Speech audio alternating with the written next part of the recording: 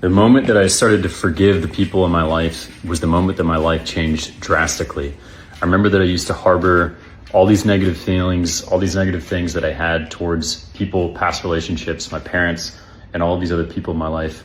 This is a nice little hello from a dog in the past. And I would use that as the energy to take me to the next things that I was doing in life. I'd use it to be successful in business, to get really strong and in shape. And yes, those things can work, but they don't work in perpetuity. But once I realized that the stronger thing to do was to forgive those who had committed any ill or who had harmed me in any form, it was the moment that I really experienced freedom and started running off of the fuel of positivity rather than negativity.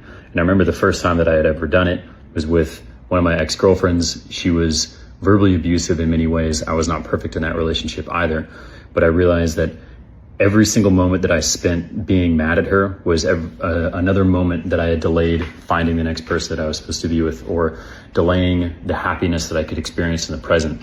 And then once I decided to forgive her, it was like a beautiful cascade of forgiveness and freedom that I looked in the other parts of my life on where I was holding on to negative emotion from other people and letting them occupy too much space in my head. I forgave my parents for any harm that they had done for me as a kid, and then any other friends or other people.